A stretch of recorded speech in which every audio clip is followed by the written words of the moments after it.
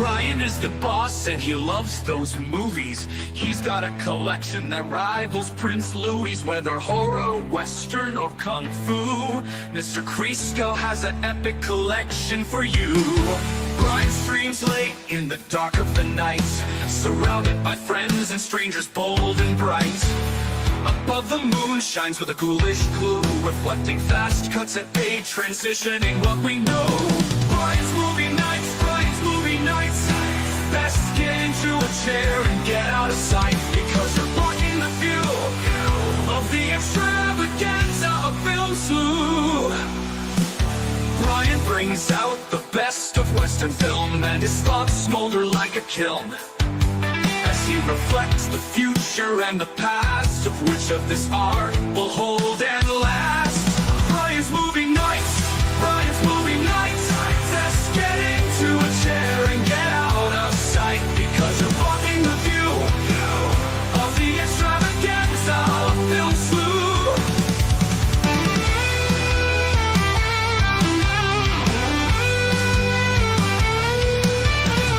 Ryan brings out the best of Western film, and his thoughts smolder like a kiln as he reflects the future and the past, of which of this art will hold and last. Ryan's movie nights, Ryan's movie nights. Just get into a chair and get out of sight, because you're blocking the view of the extravaganza of film slew. Now there's just one thing I wanna know: how Brian's neighbors feel. Oh, do they think his house is like the one in the burbs? Oh, what a fright! Ryan's movie nights, Ryan's movie nights. Just get into a chair and get out of sight, because you're blocking the view of the extravaganza of film slew. But Ryan, who are those two? Are those your daughters? If someone would be concerned because they look like vampires, and watch for Evan and Emma, and make them try to hire a Shinto ninja, assassin, gunman, grenadier with a hacksaw, grenade launcher for the birthday Slayer being on LRJ's ethical show.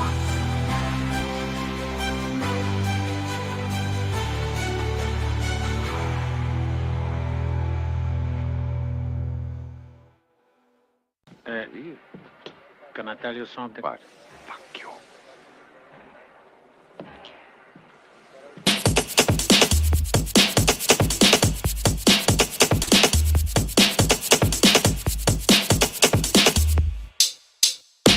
I was forced to retreat to this castle.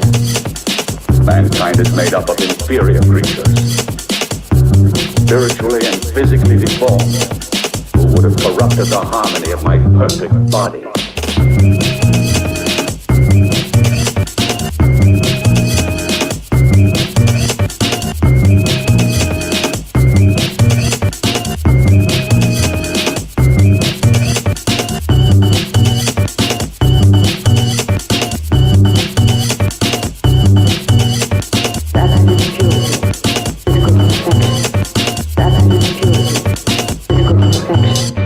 Perfect body, my perfect body, my perfect body, my perfect body.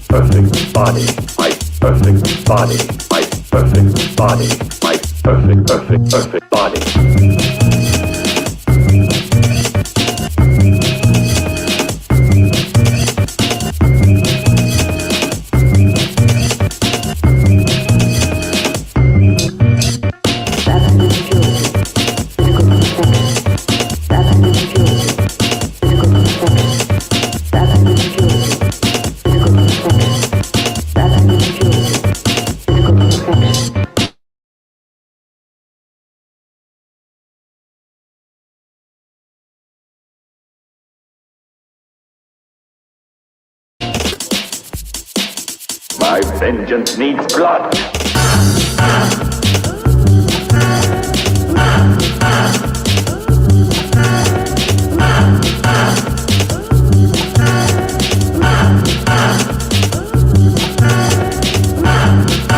It was completely lost. My vengeance needs blood.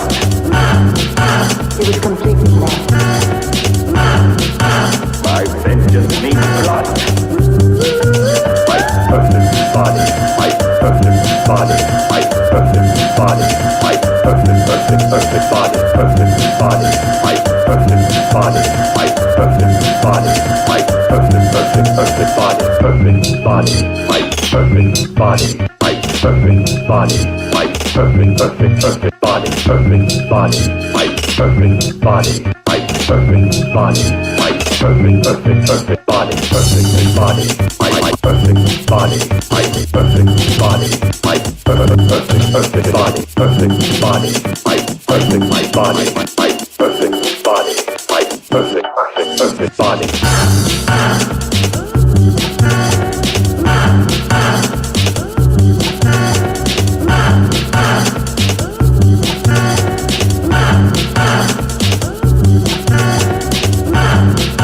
It was completely wrong. My vengeance needs blood. It was completely wrong.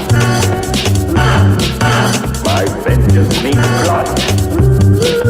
My perfect body, my perfect body, my perfect body, my perfect body, perfect body, my perfect body, my perfect body, my perfect body, perfect body, my perfect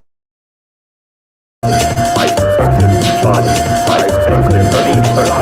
perfect body, my perfect body, my perfect body, my perfect body. I was forced to retreat to this castle. Mankind is made up of inferior creatures, spiritually and physically deformed, who would have corrupted the harmony of my perfect body. That's what I'm talking about! That's why he's the MVP! That's why he's the GOAT! The GOAT!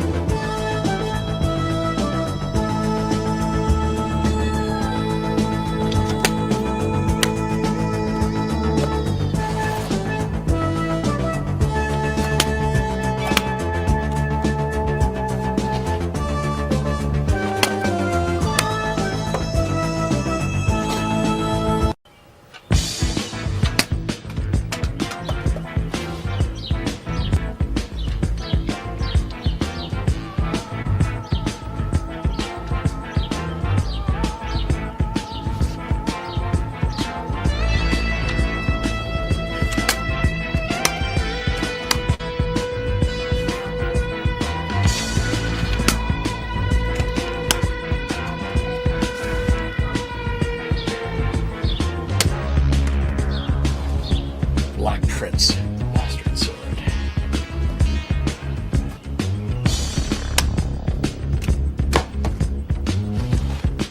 Step things up a level. And start.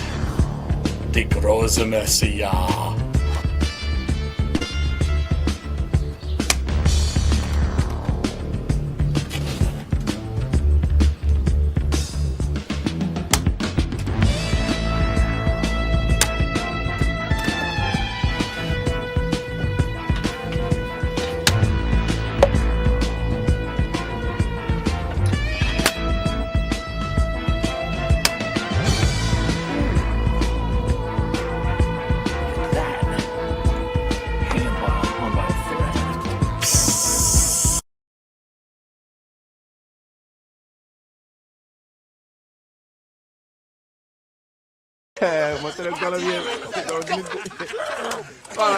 Hey, lady, yo, bite the fuck you gonna bite?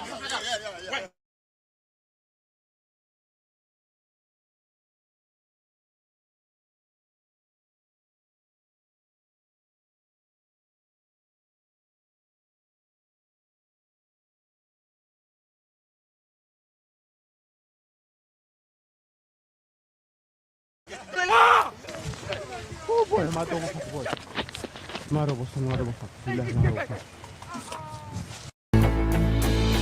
If you enjoy this content and want to support this channel, the right way to do that is to back my comic book, Six Gun Gorilla, Long Days of Vengeance. The critically acclaimed tale of a very big ape with very big guns, blowing very big holes in very bad people. I'm so confident that you're going to love this book, you can download the entire first issue for free. You can find it right now on fundmycomic.com.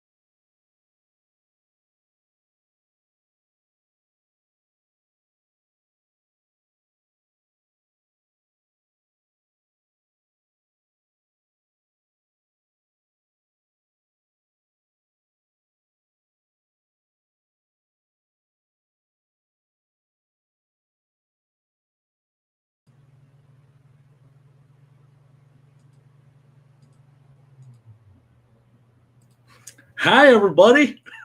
What's up? Yeah, I had some technical difficulties. My apologies for that. But anyway, thank you for tuning in. If you are tuning in, yeah, I said I was going to go on at 11:30. It's like 12:38. Yeah, that sounds like me. It's fucked up, man. Because when I was younger, man, I would always show up fucking 15 minutes early for everything.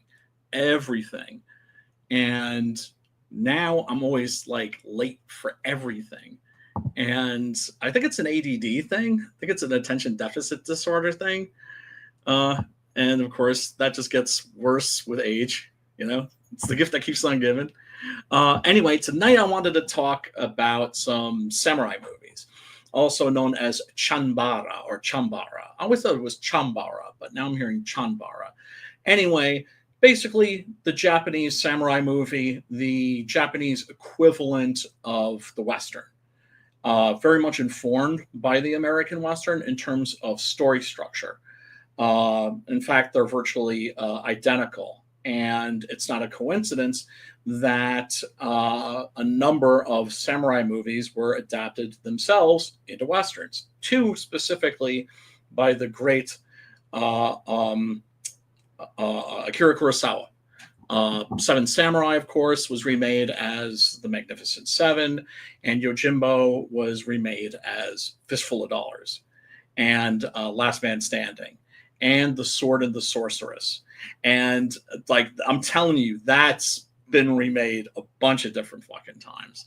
But anyway, enough of just my solo yapping. Let me bring in my boy, your boy, Matt. What's going on, man? Sorry. What's up, man? How you doing? I'm all right. I'm all right. I'm here to talk about some samurai movies, and Nice. I came packing. Whoa. Easy. Don't make me do the full moon cut. You're packing me up. No, I was, you know me, I'm a peacenik. I'm like the most Peacenik. peaceful guy in the world. But if you're a pool noodle, I will fuck your shit up badly. Damn. But Tell yeah, me. this is actually a Chesa katana. I don't know if I showed this one off before, but it is designed specifically for tamashagiri. That's to say for like cutting through tatami mats. So the blade's just like a little bit wider and a little bit heavier. Nice. So it's got that follow through. Mm. You know, where you let the weapon, the weight of the weapon, do the work. Oh, did you see that? Did you see what I just did there? If you're legit, you can do that without looking. Why don't you pull it from your back? Pull it from your back without looking. and then there's the Tamasaburo Wakayama move, which I've also seen, which is doing this.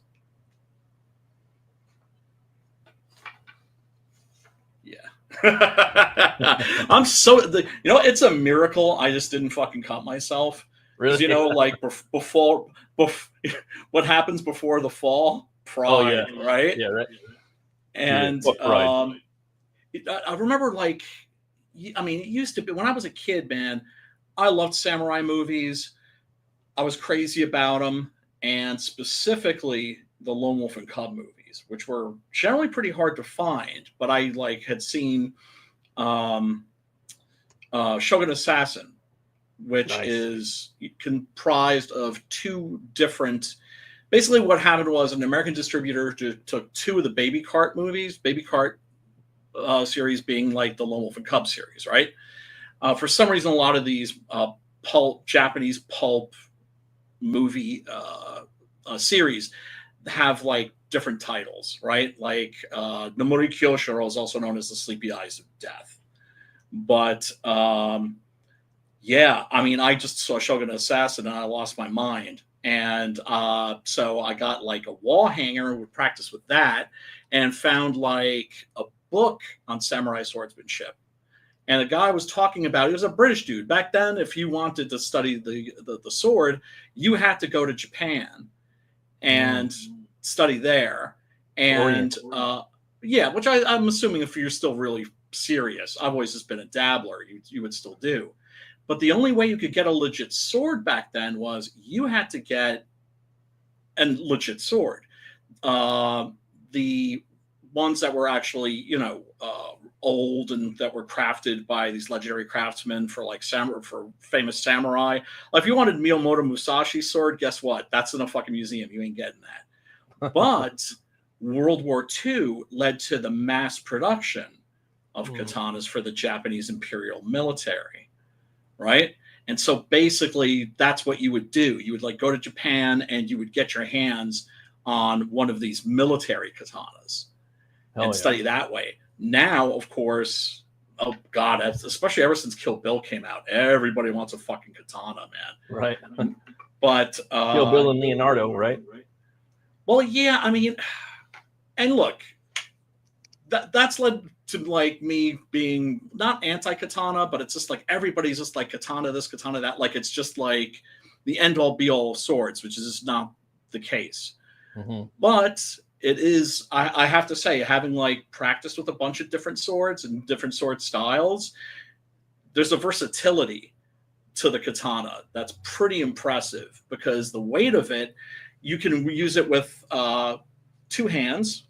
Like, the grip, you basically want to keep your pinky finger. Like, you know how like the Yakuza, like when they need to make amends for something, they cut off their pinky finger. Yeah. You know what that's for? It's so that you can't hold a sword properly. Brutal. So then, so that way, if you're in a sword fight, you're going to be at a slight disadvantage. You're taking out like a bitch. You're taking out like a bitch. Oh man, but then again, I'm guessing that was also something that was part of the Yakuza back in the Edo period, because the Yakuza, of course, is like super old. But anyway, dude, Dan, thanks for joining me. How are you doing, man? I'm doing good, man. Just kicking off the weekend. Yeah. I hear a little echo from my voice on your end, I think. I don't know if I'm open up on YouTube or something. Hold on, let me see. That is a kind of spaz thing I would do, but I do it all the time. Doesn't appear to be the case. Are you still hearing echo? Am I? Nope. Okay. No more. All right. Okay. Oh man. Sometimes, when you're talking, you hear the echo. You start thinking about the echo, and you're not thinking about what you're saying. Oh God. You're getting confused. Does happen. It does happen. But what you drinking? I'm having a little bit of absinthe. Oh no shit! Is that the real deal stuff, or is that the American stuff? No, this is the real deal Holyfield. Used to be that you could not get this shit. Yeah, I remember that. Because it has wormwood in it. So you could get something called absinthe, which was basically the same thing, but without the wormwood, which defeats the purpose of drinking it in the first place. And I told you about how, I used to go to these underground goth parties in the 90s. Yeah. And there were people that would make this shit because... Oh, wow. Bram Stoker's Dracula. Yeah. That movie came out. The Green Dragon, is that what they call it? Like that. The Green Fairy, Chasing the Green Fairy. Yeah. That movie came out, and goths just fucking lost their minds. They lost their shit. It's a good movie. It is a good movie. I've always said a lot of even when it came out, some critics were dissing it, and I'm just even if you don't love it, it's definitely Coppola's best movie in decades, right? Cinema, he hadn't made a good movie since I think Apocalypse Now. The Godfather 1 and 2 are pretty good. Oh no, well that's why a lot of people in the conversation's an amazing movie too. Dementia 13, that's the horror movie that he made for Roger Corman. But there's a reason why he's referred to as the sleeping giant by other directors of his generation. People like Lucas, Spielberg, Milius, De Palma, Carpenter, those cats. Recently, they said, I think it was Spielberg said the best American movie ever made is The Godfather, hands down. Oh no! Well, he's wrong because The Godfather 2 is better. Often way given better as an example of a sequel that's better than the original. Yeah, I like it more too. And personally, when I was a kid, I don't know if they ever put this out, but when I was a kid, they had on HBO the Godfather saga, which was 1 and 2 cut together, but with the story in sequence. So it starts in Sicily. Huh, that's pretty smart. Right? So and it worked great. And really? Peter Jackson has always talked about doing the exact same thing and mentioned the Godfather saga for Lord of the Rings. Said he wants to do that with the Lord of the Rings movies. Huh? But that'd be fun. I'd watch it. Yeah, I guess Andy Serkis is directing the new Gollum movie. He was second unit on the last 3 movies, so he can easily do this one. Look, if you're gonna do a Gollum movie, you gotta make it fucking spooky. You got to make it creepy because to me, one of the things that they missed in The Hobbit was just how creepy Gollum's existence is, right? Yeah. How he's always just creeping around in the dark and eating the occasional orc or goblin that he can get the drop on, right? Choke the ass to death. And, I mean, it was just like in the novel, it's really fucking spooky. And then when he gets captured and taken to Mordor and they torture the fuck out of him. That's what's going to be about.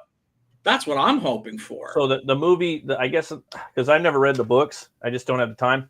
Yeah, never have, but I will eventually.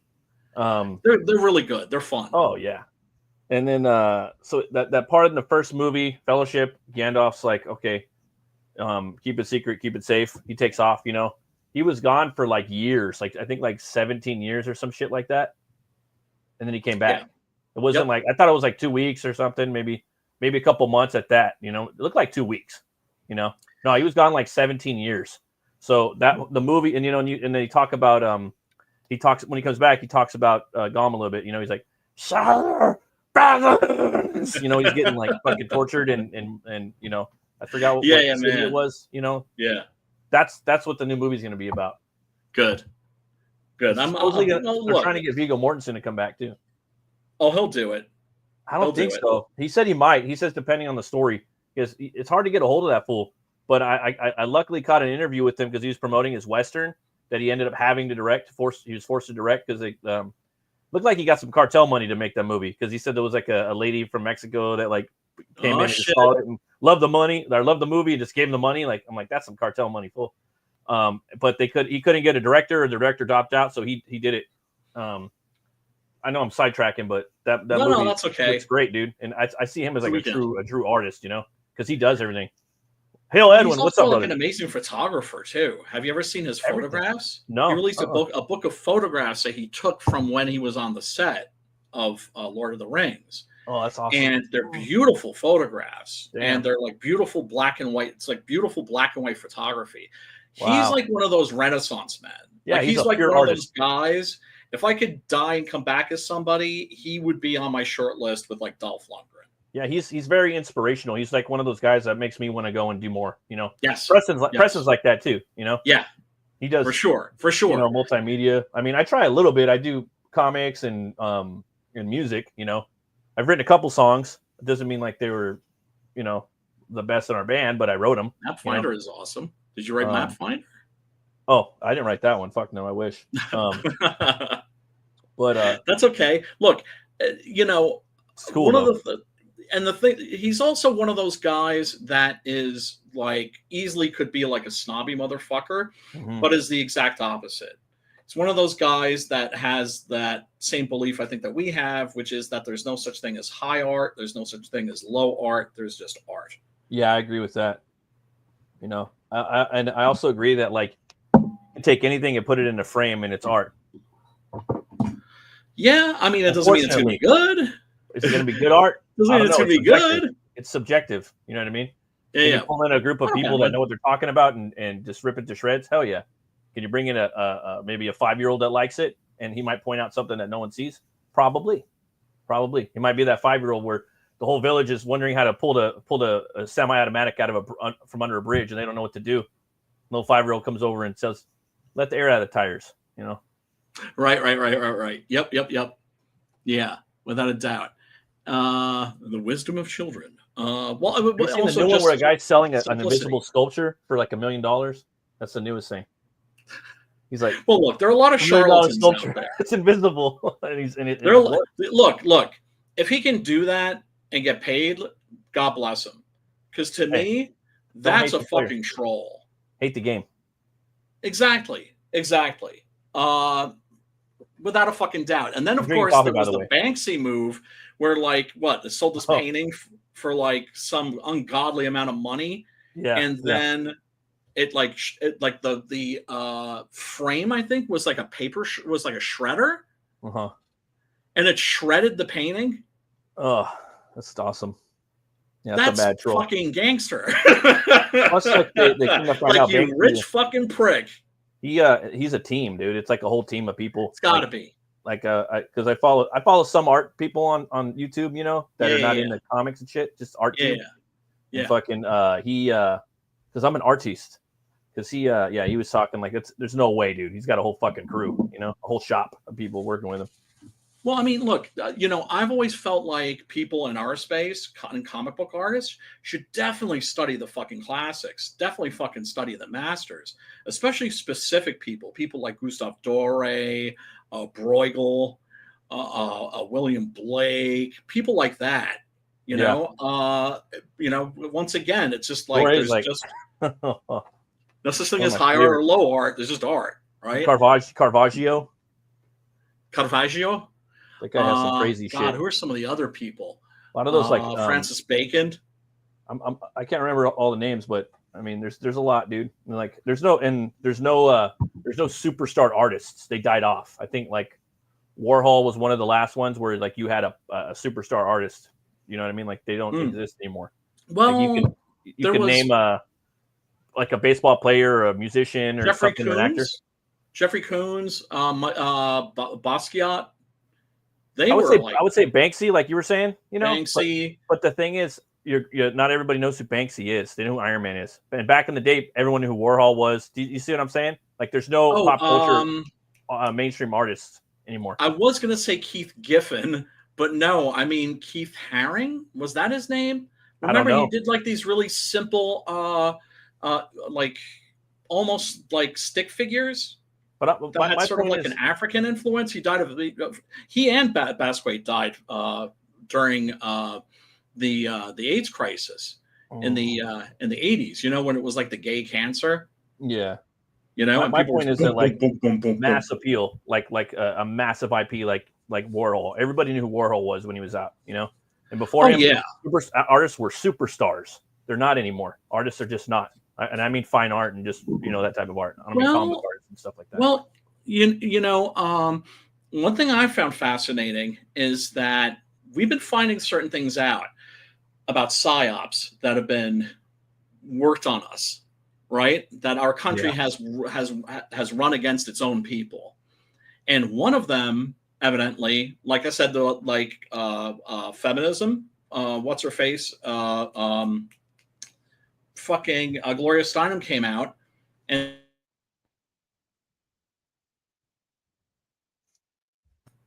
snap. Oh shit. You're real rotten. It's because I just started talking shit about the CIA. But she came out and said, like, yeah, I was working with the CIA. And evidently the CIA was also behind Jackson Pollock. Yeah, they just do whatever the fuck they want, like CIA and the FBI. We don't even need them. They wanted to get rid of beauty. They wanted to get rid of art, really, and basically replace it with just abstract art. Not that abstract art can't have some value too, but we're talking about drizzling paint on a fucking canvas, right, and just splattering it, and just okay. But yeah, brutalist architecture. Not that some brutalist architecture can't. Some of it's cool. Cool. They worked it into Underworld Awakening. That was a big influence on the set in that movie. I was watching the special features. Oh yeah, it works for like communist type futuristic movies and shit like that. Right. You just don't want to see it in your fucking neighborhood because it'll be fucking depressing. No, dude, it's funny because I have there's a city that's like world famous. It's like the biggest car. It's the biggest car. It's called Cerritos Auto Square. It's the biggest, like, you could buy anything, any car out there. It's the biggest auto square in the world, Yeah, right. I could see that. Him and his daughter. What up, Dr. Agita? Good to see you, brother, man. We were supposed to hang out and we're hoping to hang out. Well, we will hang out and watch some trashy fucking horror movies. Oh, is that your homie or what? Soon. That's my boy. Oh, okay. And but I mean it's funky shit because it's just like you think like you hear all these you hear a lot of wacky conspiracy theories, and then you find out the world is actually run by like a satanic PDF file cult. Yeah. All these like useless like government agencies that don't exist, like, God FBI, damn. CIA. We don't fucking need all those people. You know what I mean? No, definitely not. No, they're not our friends. They're not our friends. And but yeah, no, I was gonna go off on a political tangent, but I did want to fucking talk about Nemuri Kyoshiro because I've been very, very like balls deep in that movie franchise. You're gonna have to Nemuri put me up on that, Kyoshiro. bro. I haven't seen What? any of them. I gotta watch that. Oh, Samurai they're stuff. good. They're good. They're cool. They're cool. Basically, in the 60s, the Japanese were doing something that was really cool. They were making pulp movies. At least that's what I call them. Which is to say, these were movies that were based on pulp literature, right? Like Japanese pulp novels. Yeah. And they released the movies, they shot and released them fast. So, Nice. like, you know how it used to be, like you would wait, like when I was a kid, every 2 years James Bond would come back. Oh right? yeah. Nowadays there are generally longer waits between installments and franchises. It looks like the years. Batman 2 may not even get off the ground at this point. But back then the Japanese were making these movies and they were making them quick and they were making them really fucking good. And they look a lot pricier than they actually were because it's like you know how like in like Westworld, for instance, was like a super low budget movie because they already, you know, had all of the Western costumes and sets Right. and towns. They had everything, right? Yep. These movies were kind of the same, where it's just like, well, you had the sets, you had the costumes, and you had the same sword instructor that taught Toshiro Mifune for Seven Samurai would teach guys like this. There was like one specific guy. He was like the Japanese version of Bob Anderson. You know, I'm going to say Bob Anderson. Yeah. Chad Anderson. So every 6 months or so, you'd get a new Nemuri Kyoshiro. You'd get a new Baby Cart. You'd get a new Zatoichi. And these movies were really fucking good. It's odd because like this particular series gets a lot of attention because it straddles the line between art house and exploitation. And that's always been a favorite kind of almost subgenre for me. I love movies that straddle that fucking line. That line. Yeah. Yeah. Where, you know, once again, it's just like no high or low. It's like, well, why can't you have both in the same movie? Right? And so the audience for that sort of shit is generally pretty small, but it wasn't in Japan at this time.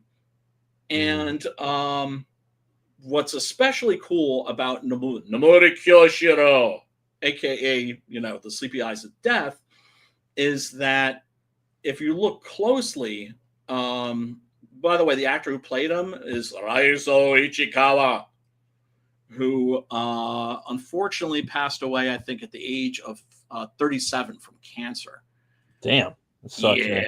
Yeah. Cancer is brutal, man. I know. So yeah, it took his ass right out. Real shame. But what happened was they replaced him with another actor who did, I think, 2 more movies. And that actor was perfectly fine. There was nothing wrong with him, but he didn't have that same presence. He wasn't as enmeshed with the character, right? He didn't embody that character the way that Ichikawa did. And you know, that was the end of the series. But they made about 14 fucking movies, which is how long are they? Nuts, right? Pretty long. They're pretty long movies. Well, the movies themselves are actually, that's one of the things that's awesome about these movies is that they're right in that fucking sweet spot, which is to say these are the perfect movies to watch like right before you go to bed. Like an hour and a half or something, or 80 minutes. Okay. Yeah, that's right. Pretty good. Yeah, that's a good time, you know. Perfect, right? And that's something else that's very pulpy about these movies, Yeah, you get into the middle of an epic action thing, and you get out. Well, it's like the very first movie, The Chinese Jade, opens with like you just see a wooden wall, and it just gets hit with all these fucking shuriken and throwing knives and shit. And then he lifts his head up, and you get your first look at him, and he's like facing down like a small army of ninjas. Nice. Right? So when you first meet him, he's in the shit. Yeah. He's in the shit. The reason why he's as fucked up as he is, because he is a deeply fucked up character. And then that's one of the things that I find just especially appealing about him. And also a thing that the Japanese would do that you wouldn't get in American films was you could have a character that was morally ambiguous. Now, I'm not talking about these days like where, it's just like, oh, Loki, from the Marvel movies. He's not bad. He's just misunderstood. Yeah, I hate that shit. Yeah. Hate that shit. That's not what we're talking about. This is like, I think this movie franchise started out in like 1964. And I don't blame people for that because it's so easy to go in there, like as a writer and a creator. Do you know what I mean? Well, look, the reason, fuck that. If you look at the first Thor movie, Thor is, Loki's just is a villain, right? Yeah. But it was the Loki fangirls, right? That were like, oh, he's just misunderstood because they had like they were wet and juicy for Tom Hiddleston. Oh, then they're in the heat, huh? Right? Yeah, and that's fine, but then you're like, it's like you're like projecting your fantasies upon this character that just isn't there. There was an issue of a Star Wars comic, and I forget which one it was, but I looked it up because it caused a shitstorm of controversy when the SJWs were like ruling with an iron fist over the comic book industry and were just boom, boom, canceling people. Yeah. And one of the writers that they tried to cancel was a guy who wrote a story about a Darth Vader fangirl. Oh, yeah, I remember that. Yeah. This is the woman who, and I thought this was just a brilliant story. Her job is to patch Darth Vader up, like when he comes back from like war, right? Right. And so she's always like removing little pieces of machinery and replacing them. That's pretty cool. But then she keeps them and has a little shrine. Yeah, that's a little much. And one day he's like, robot. God damn, fucking StreamYard's fucking with me tonight. Yeah, shit happens, bro. Is what it is. I know. But what happens is one day she confesses her love to him, and he's just like, and it's great because there's just a shot of his eyes, right? Because he has his helmet off. Oh shit. And he's just looking at her as she's just going off about how she's in love with him, and how she can make him happy, this, that, and the other thing.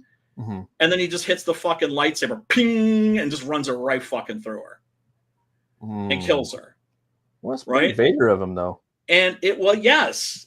Hello, what part of Darth Vader, bitch, do you not understand? Yeah. Right? And so the Loki fangirls and the SJWs saw this as like an attack on them, which it kind of was. But that's the thing. It's like, that's the thing that drives me crazy about censors. They don't believe in the sublime, and they don't believe that different works of art can be interpreted in different ways, right? Yeah. I always believe that you let this, believe the tale, not the teller, right? Exactly. Don't believe what the author says. Just judge the work on its own. Yeah. And that's where you'll get your answer. And I agree. 100%. I think that but anyway, Nemuri Kyoshiro, not that kind of a guy. But if you look closely, you'll see that he has red hair. Yeah. Brownish. Right? Yeah. That's not a stylistic thing. I remember when Rurouni Kenshin came out in the United States. I think it was on the Cartoon Network or something. maybe it was Adult Swim, I forget. But Yeah. in that, Kenshin has red hair. Huh. And I had always thought that, oh, like that means that he's like half Caucasian. And that makes him like an outcast, et cetera, et cetera, et cetera. And then I came to find out, no, the character just has red hair just because it's just a stylistic thing. Oh. But in these movies, the fact that he has red hair marks him as somebody who is like a half breed. I Right? see. Yeah. And so he's a Ronin, masterless samurai, but he's also a half breed. But this is the really fucked up thing, is that his father was a Christian missionary who basically turned to the devil, right? Because Christian mercenaries were dealt with ruthlessly in Edo period Japan. They were rounded up and murdered and executed in brutal fucking fashion, right? Yeah. So dealing with that persecution in this movie series, some of the Christians, the missionaries, they go mad. Oh shit. And so they turn to Satan, right? And so pretty metal. He is. Tell me this isn't fucking metal. NEMURI KYOSHIRO is the son of the Black Mass. He was conceived during a Black Mass, and his mother was raped by his father. So he's a grape baby. Oh, okay. Like right? So that's fucked up enough. Yeah. Right? Yeah. Then you add in the fact that he was conceived as part of a satanic ritual. Oh man. Right? And it's just like how is this guy not going to be fucked up? Right? Right? There's no way. And so he kind of, like he says, with new excitement each and every day, I begin to feel I'm dead, Like when he walks around, he feels dead inside. Yeah. So he's in constant trouble because that makes him feel alive. If people are constantly trying to kill him, then he doesn't walk around feeling dead inside. And he has another curious ability, which is that, and this is one of the things that immediately drew me to the character when I first discovered him, because I kind of have the same thing. He can identify people who had unhappy childhoods by like looking in their faces. Wow. And I can do the same thing. And that's not like a braggadocious, like it's a superpower. It's a thing I've noticed. You just know, right? When you see if you had a fucked up childhood and you see somebody else that had a fucked up childhood, you'll recognize each other, or at least I recognize them. And so that was like one of the first things that kind of got me interested. I was like, oh fuck, that's fucked up. And interesting. Right, like here, this is in the Chinese Jade, which is the first movie in the series. He says, I'm just someone who's angry at all of mankind, even though I'm a man myself. I'm past the point of no return. I know not what my future holds, but in the time that I have, I shall be the ruin of the evil men that cross my path. Well, that's what's up. Yeah, that's what's up. So, yes. So he's kind of like the hero by default. Yeah. Yeah. And he has, he's a total misogynist, right? Oh, really? Really just sees women as objects for his pleasure, because he's just like, honey, like in the first movie, he falls in love. That's the only movie where you see him fall in love, is in the very first one, right? So he has a bunch of movies, you said, like 17? More like 14, I think. Okay. Zatoichi's got fucking, I think, like 25, 26. He said, oh, you go make a sandwich. Yeah. Well, I mean, once Ichikawa wasn't playing this character anymore, people just lost interest. Man. And then there was a character that played him in a TV series in 1974. Mm-hmm. And I haven't watched those yet. I have them, but I haven't watched them. Yeah. And then in the early 90s, he came back and did, I think, like a trio of made-for-television movies in Japan. Because the Japanese movie industry, unfortunately, is like the Italian movie industry, which is to say it doesn't exist anymore. Right. And anything that they make there is just strictly for television. You know, notable exceptions obviously being like, you know, like the Toho Godzilla movies, but they don't really make movies anymore, with, you know, with exceptions. Right. Of course, you know, every country is always going to be still making movies, but I'm talking about having like a booming film industry. Yeah. So after this first movie, he's just like, yeah, you know what, women, if they're around me for too long, they have a habit of getting dead.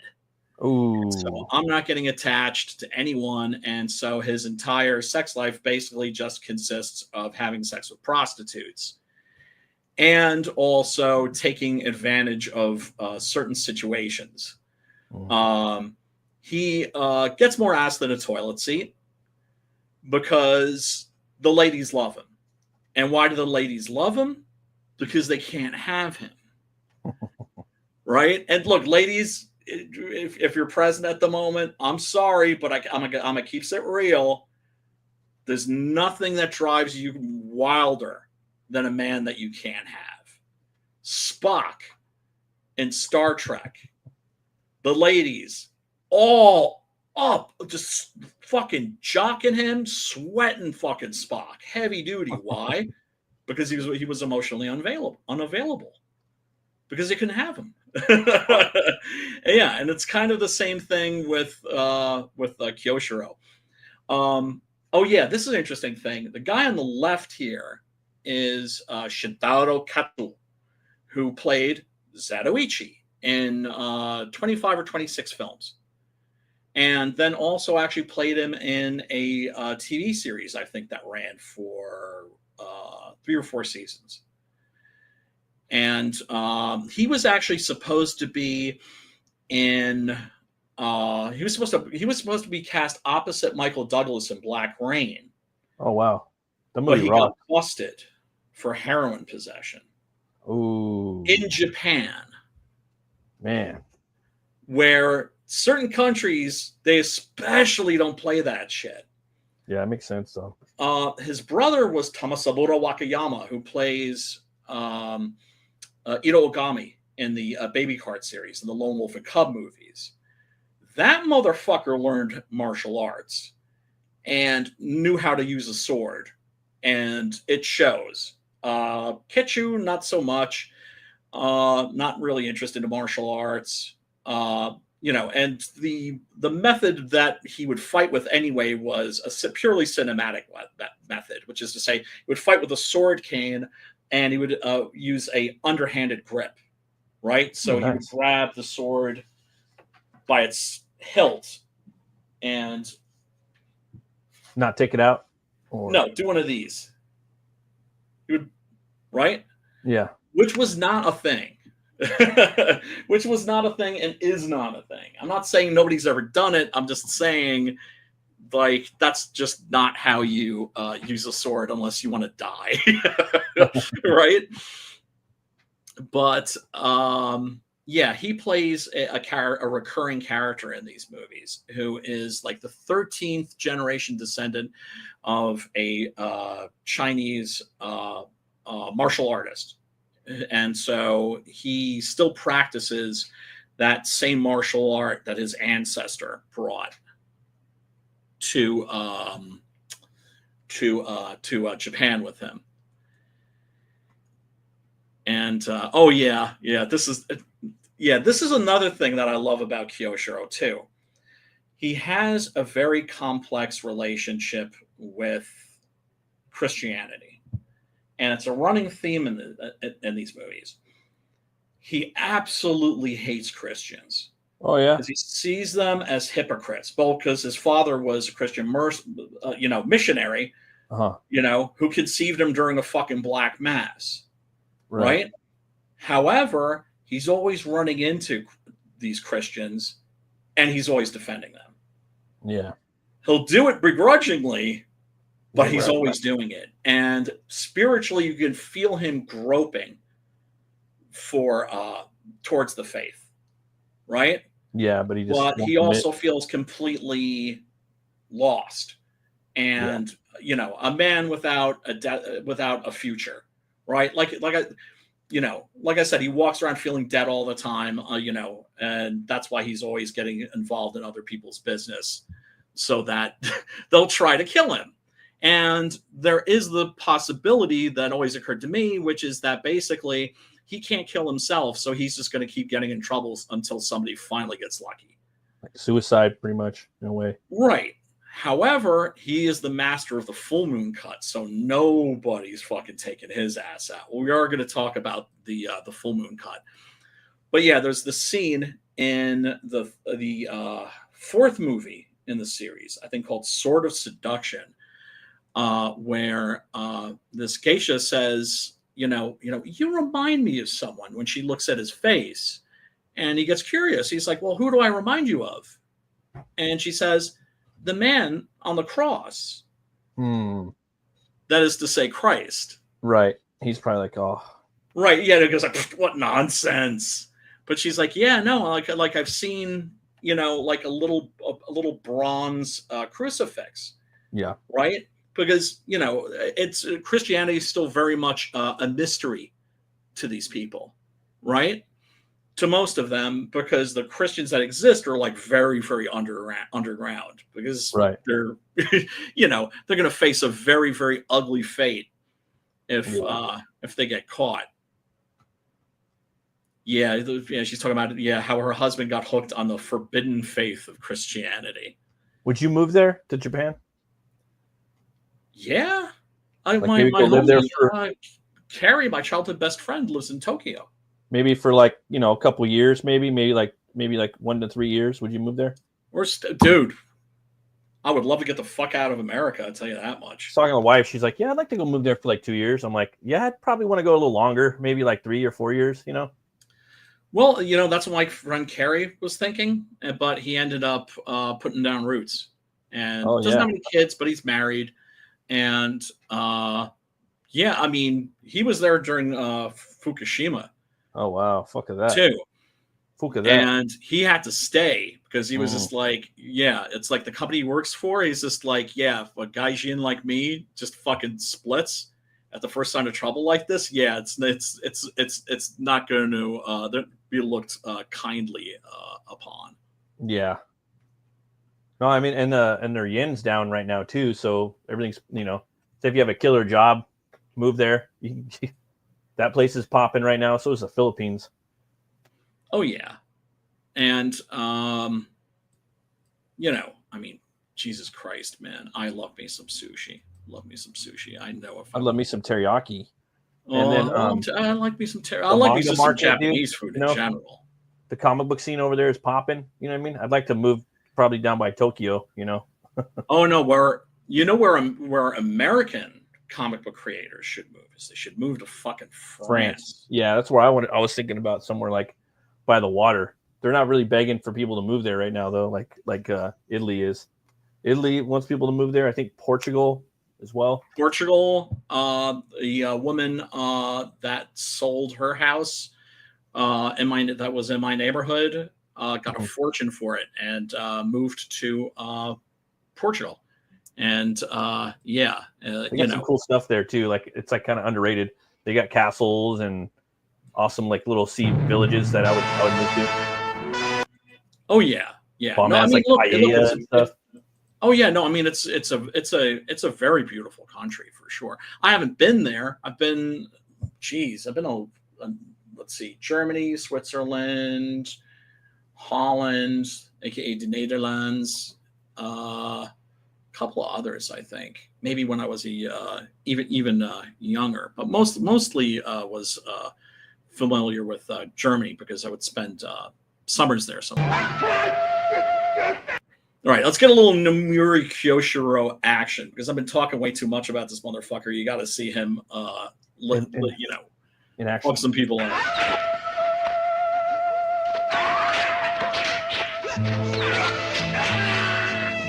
Body count, body count.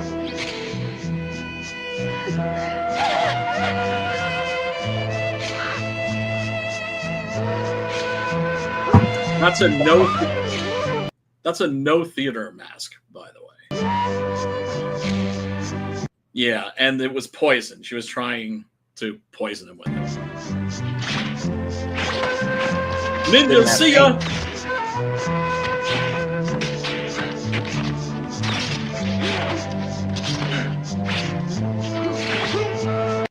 And what's great about these movies too is, and this is also the case with the Zatoichi movies, is they get bloodier as they progress. I mean, the fucking Baby Cart movies, the Lone Wolf and Cub movies, those are just fucking straight up splatter movies.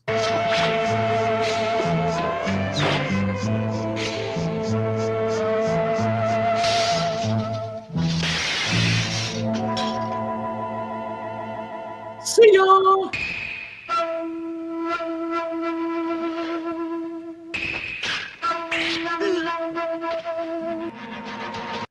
See, I don't know if that counts as a kill, because that dude did the kill. He just moved that bitch in front of him. That was a shield, yeah. Mind you, the bitch had it coming. Oh, then yeah, I would say so. That's the thing. It's like it's like he basically entertains himself by fucking up the lives of what really drives him crazy are people that use other people, like people that use human beings like chess pieces. Right. Excuse me, damn. What is a PIG pig?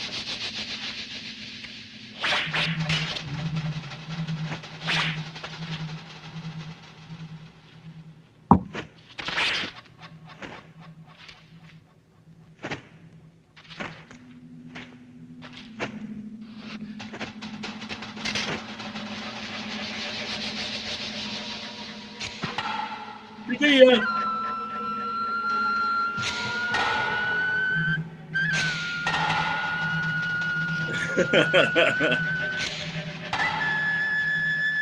Ichikawa. I'd like to see a movie, like a modern movie, just kind of end like that, you know? Someone just takes the dude out, and then the credits just kind of roll up, you know?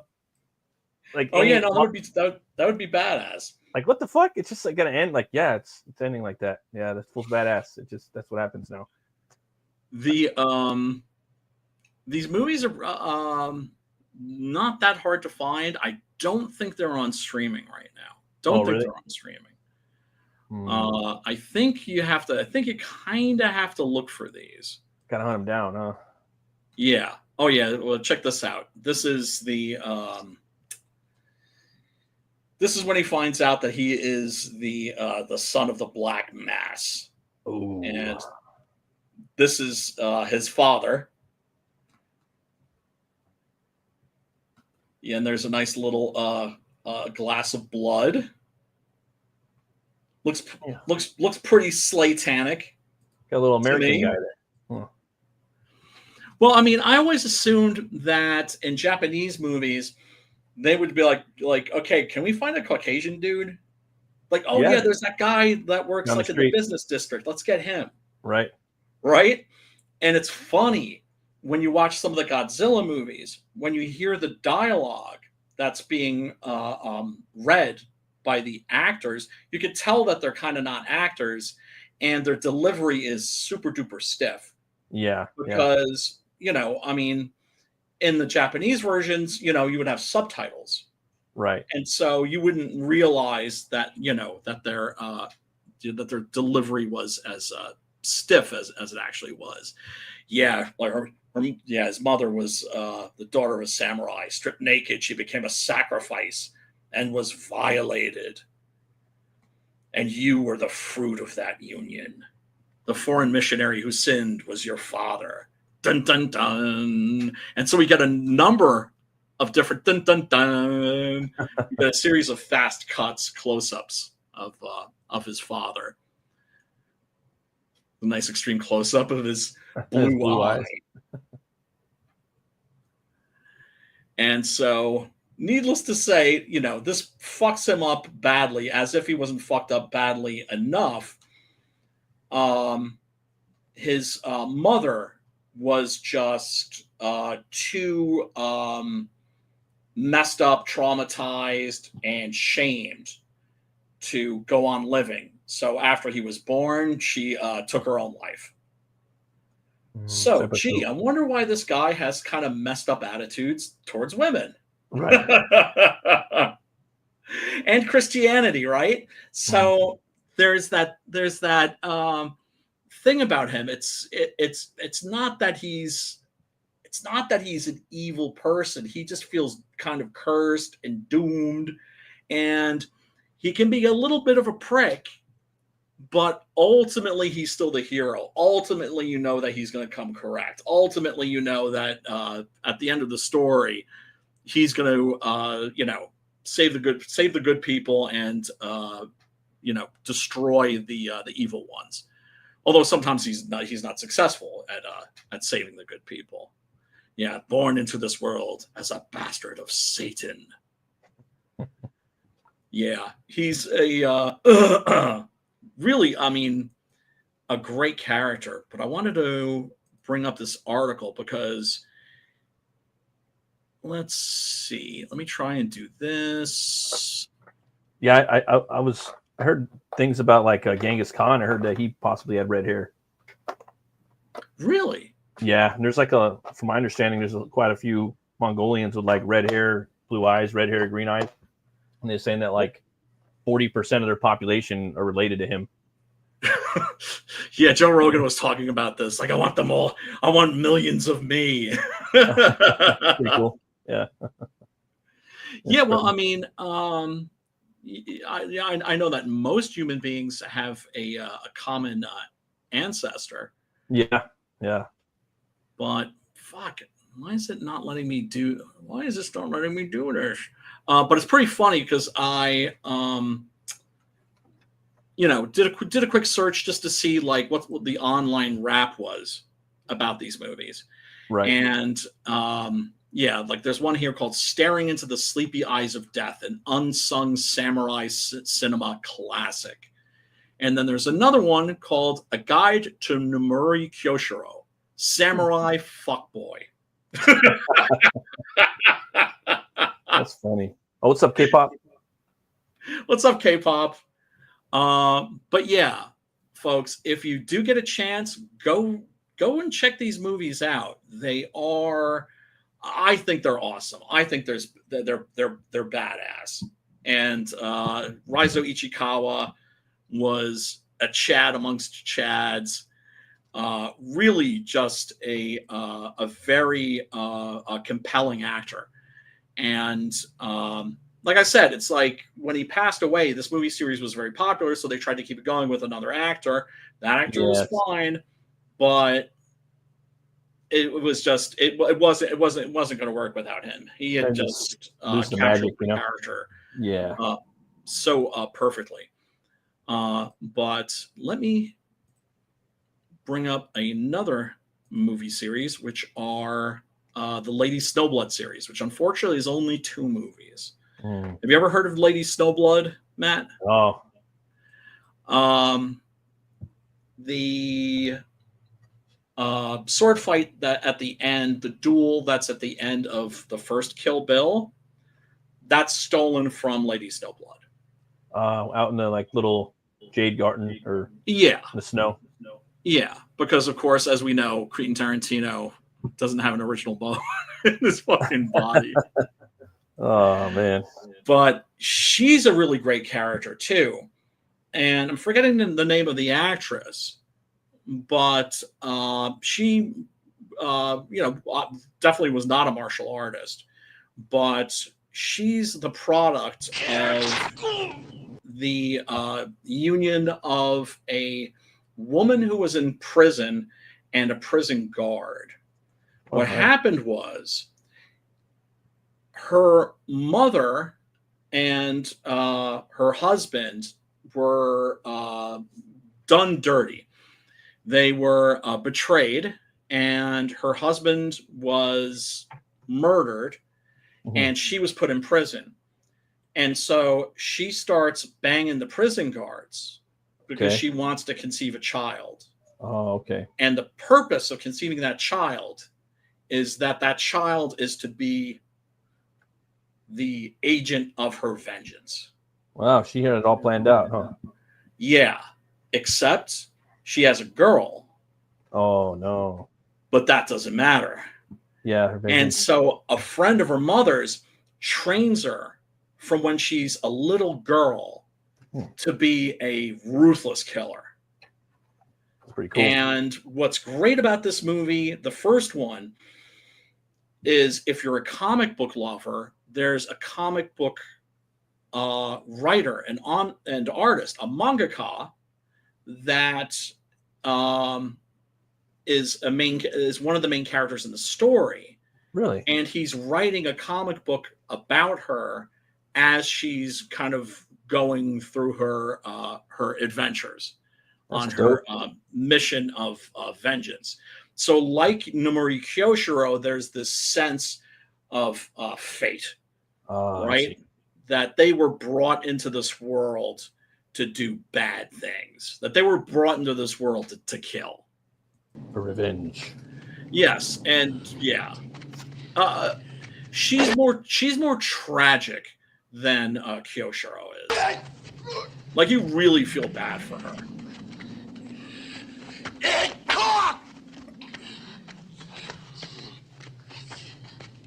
She's just walking along like, yeah, whatever. See ya!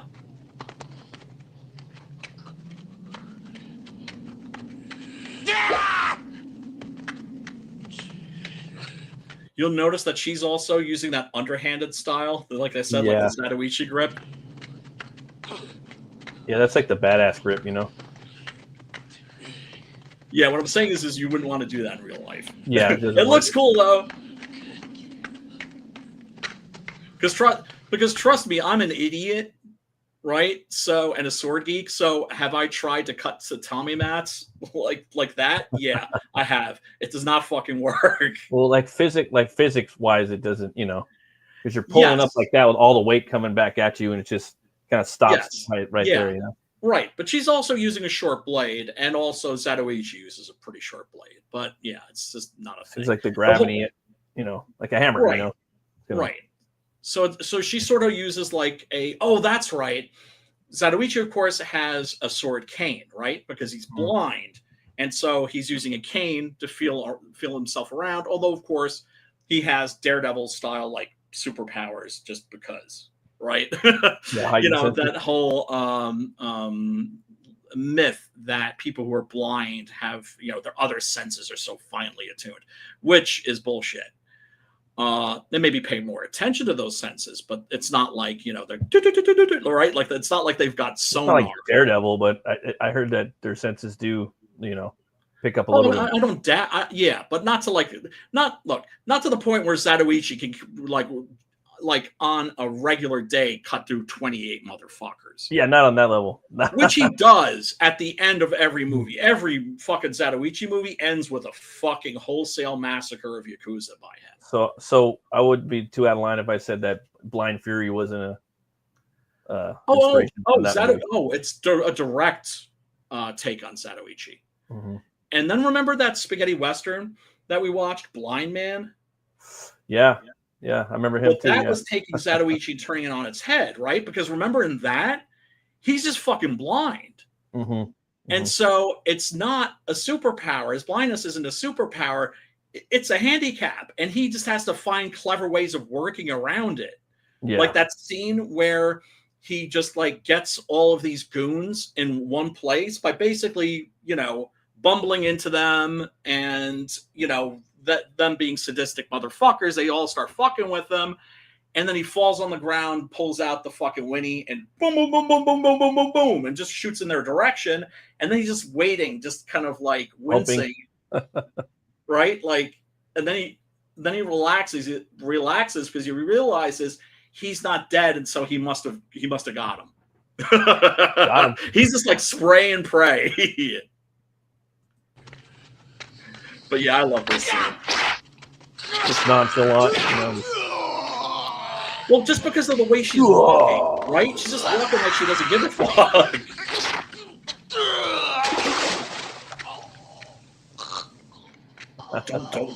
Don't fuck with me. The paint. Yes, the blood blossoming. I always dig the red paint, like from that era, even like the Hammer, you know what I mean? Yes, always a the big influence, red blood. Yeah. That Technicolor blood. Exactly. There's nothing else quite like it. The paint. Yeah, and the movies were getting more violent around this time, and they could get away with more shit than they could, in years prior, for obvious reasons. It's not like you had the Hays Code or anything like that, but it's not like they could do. Although actually, yeah, I think it was actually it was like the late '60s. That's when that's when you had the pink movies. The pink movies were basically softcore pornography. That's funny. And like, oh god, like Woman Prisoner number something or another. Like I haven't seen any of these movies. Yeah. Because if motherfuckers aren't just getting dropped wholesale, I'm not interested in your pulp movie series. If it's designed to give me a boner, I don't care. If it just happens to give me a boner, that's okay. I'll take a boner. But I'm not going to watch. I'm not going to watch your pulpy movie series just to get a boner. If that's the only purpose of it is to give me a boner. Oh, that's right. This was from Toho. The Nemuri Kyoshiro and the Zatoichi movies were Dai, which was also the same studio that put out the Gamera movies. So they were kind of like a bargain basement B-movie version of Toho, whereas like the Toho movies were kind of like a production. Nice.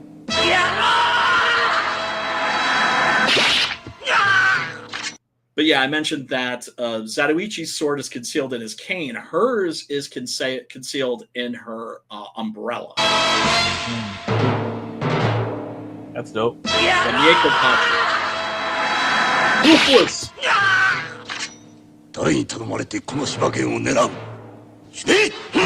And some carnage. It's always good when they could show the brutality rather than they just hit him with the sword and they fall over, Well, yeah. When they add the effects budget as far as dismemberment and what have you. Right. And also just what they could get away with, just in terms of how explicit they could get. And, I don't know what the censorship was like in Japan, but it clearly loosened up because these movies got fucking pretty brutal. Like I said, the Lone Wolf and Cub movies, those are just straight up fucking splatter movies. I hear good things about him. I know that obviously Frank Miller was inspired by him. Yes, he was, and he Ronin is totally inspired. Yeah, by those comics. The thing was he was buying those in the untranslated versions because manga just had never been translated in the United States. And the very first that I can remember what were the Lone Wolf and Cub books, because Frank Miller was doing covers for them. And so Dark Horse started putting those out as regular comic books with these full color, beautiful Frank Miller covers. But the art was mirrored, right? So it was like the mirrored versions, which any heavy duty fan of Japanese comics will tell you is like a major no-no. And understandably, because it goes against what the artist intended. Also the format. And it's just different. And now of course, you give your average American kid or an American comic and they'll be like, why is this printed backwards? Right. They just assume that all comics are has to be manga or it has to be Dogman. Right. One of the two. Or right to left. 見ろ逆輸を着てるこいつだこいつが政府の徴兵官だやっちゃえ死ね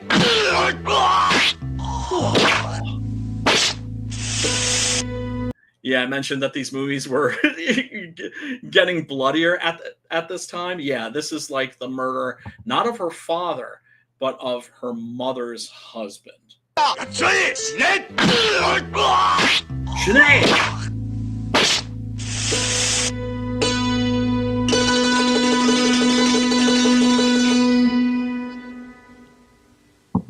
来たな白雪待ってたよ来たもうこの Oh yeah, and this is set later than the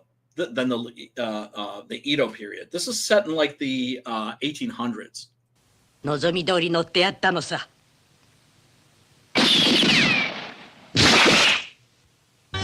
Oh hell yeah! There you go. Oh, that's budget right there. This actress was a singer, and she sang the theme song here. Always good when an artist can do some music for their project. You know, I always get a kick out of it. Oh yeah. Me being a musician and whatnot.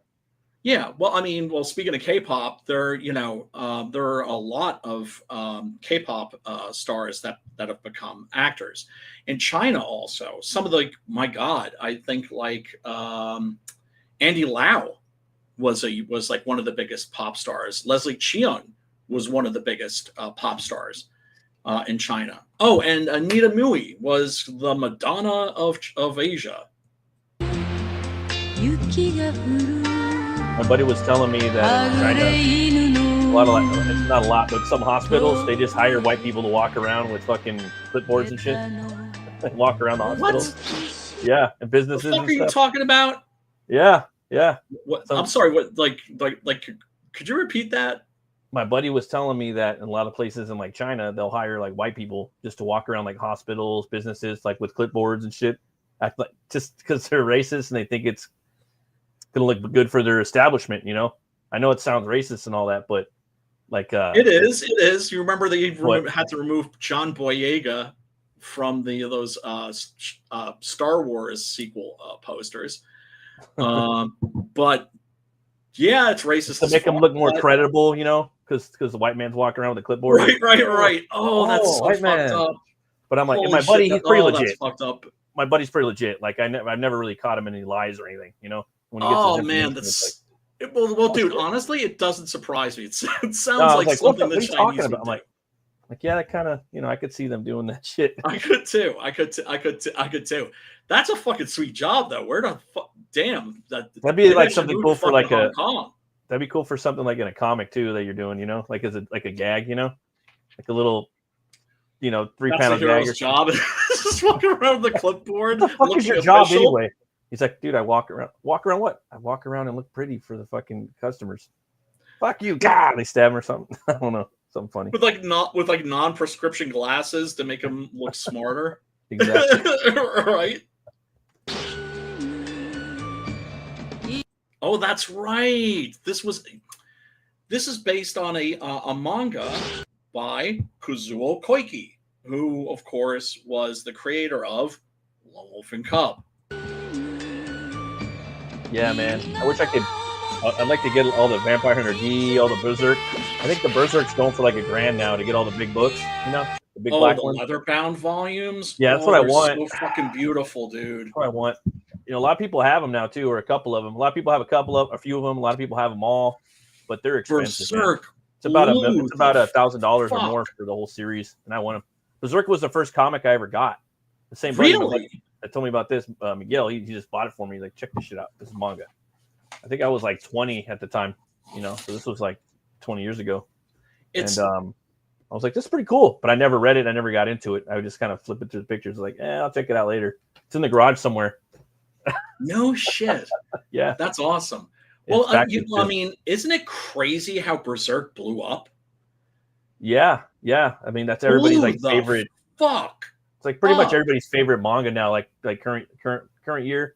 Like you ask anybody, that's like their favorite manga. Any American, you know, for sure. And I know that SJWs aren't relevant anymore. right? Which is great. They fucking fuck those motherfuckers. They've lost their fucking stroke, and good riddance to them. But I remember it's like you knew that Berserk had blown up when they were fucking mad about it. Yeah. When they were fucking pissed.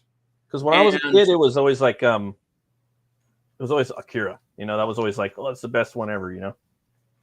Well, I mean, you know, it's really fucking magnificent. And you're talking about, you know, I mean, talk about persistence of vision. The same writer, the same artist, and oh my God, you see him getting better. And it's life's work. I really dig that. Like just the commitment, you know. Beautiful, beautiful black and white art. Because of course, manga art in general, you know, isn't that great because it's done on the quick. That was always the whole point, right? Yeah, and there's tracing going on. Quick. And then like they bring in new people too. It's a whole factory format, but the storytelling's there. Right. You know, and it's good enough. Some of it's some of the best art, you know, but most of it's not, in my opinion, you know. Well, God, you know, I know that there have been new, I think, volumes of Berserk that have dropped in the last couple of years. I haven't seen them. So I know they're by the original. God, what the fuck was his name again? Why am I blanking on his name? That ain't right. It's all good. I was gonna say Kitamura. I don't know what his fucking name is. But shit. Now I gotta look it up because I feel like I know he didn't he just pass away too, like in the last few years? A couple years ago. I remember that. That was big. Yeah. Very unexpectedly. I mean, you know, the guy was still relatively young. The thing is a lot of manga artists kind of work themselves to death. I could see that. It's easy to do it. Even what's his name was fucking working. Had to use a cane. Robert Rodriguez. He was saying he was a cartoonist for a while. Even like at 20 years old, he had to like just because he's so tall, he was hunching over, and you have to get up and get a cane, you know, and work his way through it. You know, I don't. It's a brutal job. You're hunched over usually for 18 16 hours a day. Right. Which is like where, you know, technology can come in and lighten that load, right? In ways that it's not going to harm the art or the animation. Kentaro Miura, rest in fucking power. Yeah, Jesus Christ, man. Guy was only 2 years older than me. And, 54, dude. That's way too fucking young. Way too fucking young.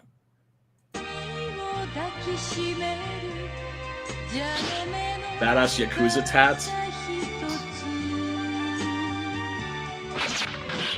Oh, yeah, that's right. These are cops.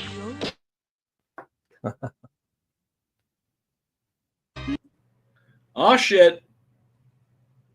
Uh-oh. Oh, yeah, the Meiji era.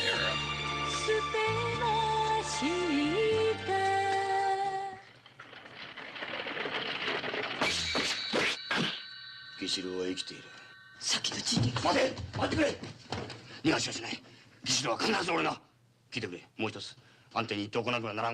Kurosawa. Ishiro Sakamoto. Yeah, my Japanese pronunciation has always been pretty good because I grew up watching a lot of these fucking movies. Yeah, it'll definitely rub off, you know. Yeah, I mean, it's just like, well, you see, that's also why my French pronunciation is just ass. Like, that's the hardest language for me to when it comes to pronunciation, because I haven't watched that many French movies because the French, you know, don't make horror movies, or they didn't make horror movies, or very, very few. Right. But you know, you watch a billion samurai movies, you know, you're gonna pick up, like, you know, a little bit of Japanese. You watch a billion kung fu movies, you're gonna pick up a million Hong Kong movies. You're gonna pick up a little bit of Cantonese or Mandarin. I love the fucking kung fu movies. Like Shanae, right? I know that means die. And I remember going with these millennial friends of mine, to this place in New Jersey, in Edgewater, called oh, why am I fucking blanking on the? Oh, that's right, I'm blanking on the name because I'm having a little drink, a little absinthe. It's Mitsuwa. So right, like it didn't even matter, like anybody cares, like it even matters, but it's like a Japanese supermarket, right?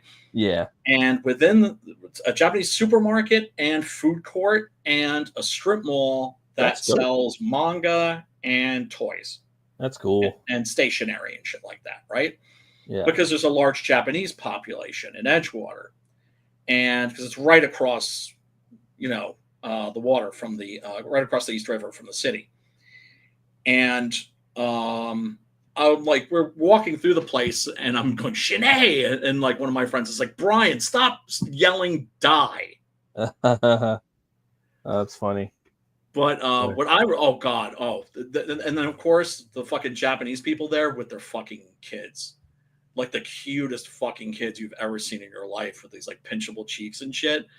And I didn't know this, but the children in Japanese movies would always do this thing. They would go, right? Like, you're like, I need you to be strong. Like some adult would be pumping up the child, and the child would go, And I thought it was just a sound, and it's not. It's a word. It's un. Right? So I'd see these little kids, and I just want to just grab them and go un for me. Un. God damn it. お前たちがなぶり者にしたその女にどこか似ていると思わないか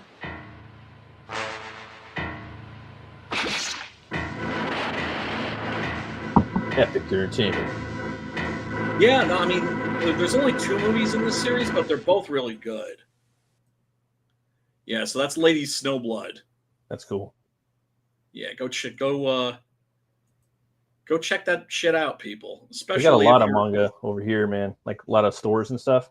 I don't know if it's like that where you live, but do you guys have book off where you here live? manga is just like in regular bookstores. You go to Same here. Barnes and Nobles, and there's just row after row after. There's supposed to be this row. old bookstore around here somewhere that I'm supposed to meet up. I was supposed to meet up with Plagal like one of these weekends. Yeah, and he knows some spots over here because I don't really. Yeah, because I've been wanting to hit up some old bookstores just to check out stuff. And oh man. But yeah, we got. Do you have Book Off where you're at? You guys have Book Off? It's Book Off? No, what is that? So Book Off, like, it's basically a store that sells. People bring in like used DVDs, movies, manga, comics, floppies, graphic novels. I wish. Toys, statues, music equipment, PlayStations. Oh my god! Xbox, all that stuff. Anything that nerds could think of, it's Book Off. But a lot of stuff sometimes, like you go in there, it's brand new stuff. Like people were like getting shipments from Walmart and just like reselling it to Book Off. You know what I mean?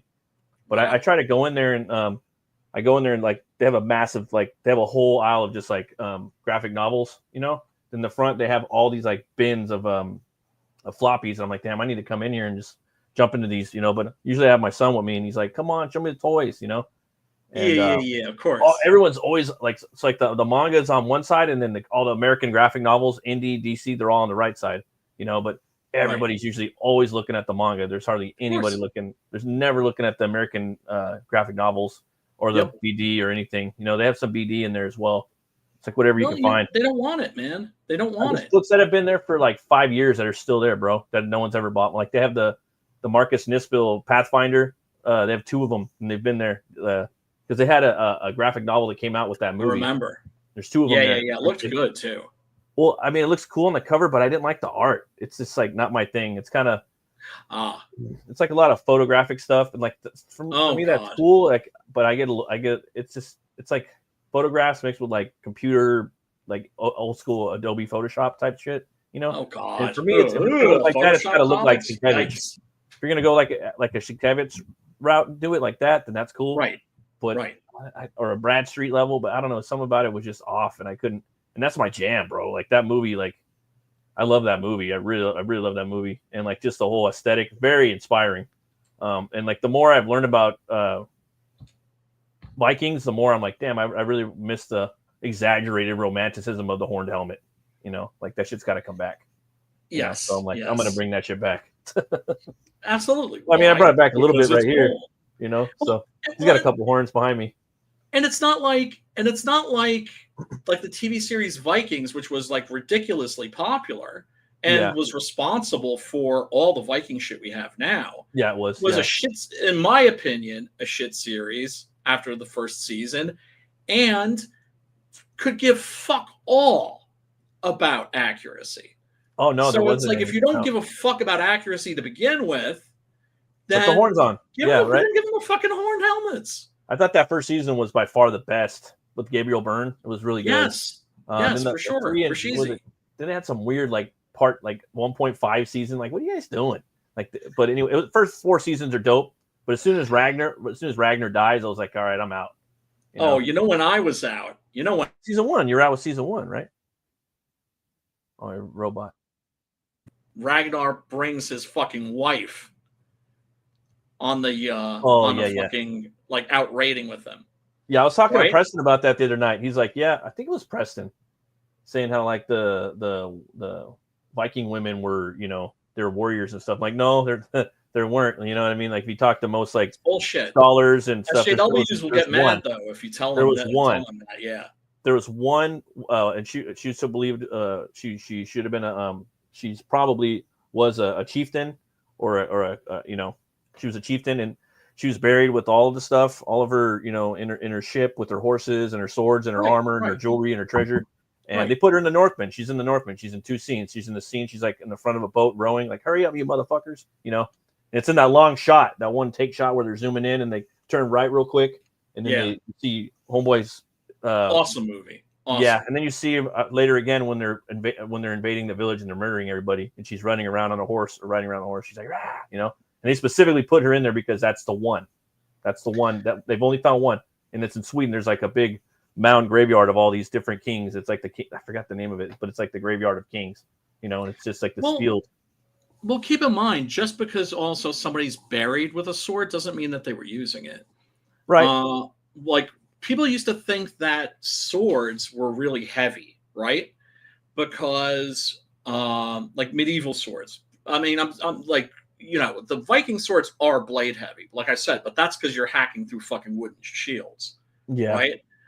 But people thought that just like regular European swords were heavy because the swords that survived were the ones that weren't used, which were ceremonial swords, which weren't meant for fighting. They were meant just to look good. They were wall hangers, basically. And they tended to be on the heavy side, and the balance was all fucked up and everything because it was just designed to just look good, not actually meant to be those Viking swords were light too. Those Viking swords are pretty light from I don't have one, but from what I heard from a lot of people. No, they're like I said, I have an Ulfbert sword, and great sword, beautiful sword. The balance on it is terrific. I got a fucking sweet deal on that thing too. Can you do one-handed though? You can do one-handed, right? Oh yeah. No, well, I mean light, every type of every type of sword. Well, I mean that's the thing. The Ulfbert sword, it's meant to be used with a shield. Right. Yeah. So those are pretty light. That was the Viking way of fighting was sword and shield. And spear too. Most people only had a spear. Yes. I didn't know for the longest time you could cut people's heads off and cut part of their fucking skull off with a spearhead if it's sharp enough. Depending on the type of spear. Yeah. The Viking spears had those though for sure. There's stories of that. Yeah, and then you have glaives, which are kind of like and then you have halberds and God, what are those other things? What's like I want to bring some of that shit back to comics, bro. More weapons, bro. Back to comics. You know what I mean? I want to bring some more of that, dude. You know what I mean? It's like for sure. It seems like there's a lot of books, but like they don't really go into the detail, like in the battle sequences. Like you don't really. It's always just like your average sword with another sword. Like it's like a King Arthur thing or some bullshit. You know what I mean? Or if it's I don't know. Do you know what I'm saying? I want to. Yes. I don't know. Even in media, you don't really see it that much. Even if you were to take it in a little more fantastical, I think there's a lot of room for all the different weaponry that has been throughout the ages, especially the Middle Ages. Well, yeah, and it's always cool to see something that you hadn't seen before. Oh, Now, 100%, bro. Now, what do you think about this Rambo prequel that's coming out from the director of Sisu and Rare Exports? I didn't know there You was hear a about Rambo this? prequel. No, is it real or is it fake? It's real. It's real. And there's got not a a lot of trailer word yet? about it, but it was announced at the Cannes Film Festival. I wonder if it's based on your boy Zach book. You know what I mean? First Maybe. Kill, where he's in Maybe. Vietnam, because allegedly he was a football quarterback. He was a big guy. You know what I mean? He was really like the big guy on campus. Rambo was. Right. But when he went to war, it fucked him up, and it just pretty much became him. He became the opposite, which I thought was pretty cool. Yeah, but like, we'll see. Here's my problem. I'm not interested in a Rambo movie without Stallone, because for me, Rambo is all about Stallone grunting and going, and making his bottom lip run down his neck. Well, they're just doing it for brand marketing. So if you took the original title of Rambo, I forgot the name of it. I don't think it's First Blood. It's First Blood. Yeah, it's based on a novel by David Morrell. So you take the David Morrell stuff, you know what I mean? Then you take the character and maybe don't say his name and don't use it in the branding and then see how it goes. Then it probably won't be so bad. But because they're going after the branding and the money, they're going to brand it as Rambo, just like Mad Max Fury Road and that type of shit, Well, dude, the last fucking Rambo movie was not a fucking Rambo movie. I disagree. I disagree. I know, but I could tell from watching that movie that was not written as a Rambo movie.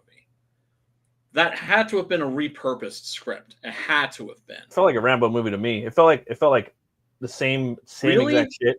When he goes in to rescue this girl that he loves, right? That is the light of his life, right? He goes in to rescue her from a Mexican drug cartel, and how does he do it? He just walks right up to the cartel and says, "Yeah, give her back to me." He's never and really they beat the living shit out of him and kill her.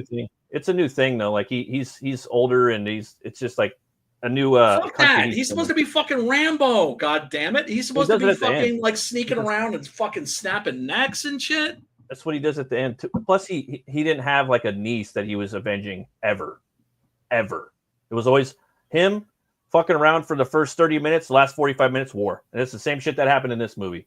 You got the last 45 minutes, war, and he fucks them all up. First movie, that stuff is great. Thing. The first movie, and this last one, that's where you had him in America. He was in America. Where's the mullet? And I want to see the roided out physique, all oiled up and shit. Yeah. To me, Rambo is like, look, to me, it's one of the great tragedies in cinema history that they're like, after the fucking second Rambo came out, right? After Rambo First Blood Part 2 came out, every 2 years, new fucking Rambo. Rambo should have been like James Bond that way. Every fucking 2 years, a new fucking Rambo movie. They're all so good. We got cheated, man. Well, for me, like Rambo the first 3 movie is fucking sweet. Oh, they're all good.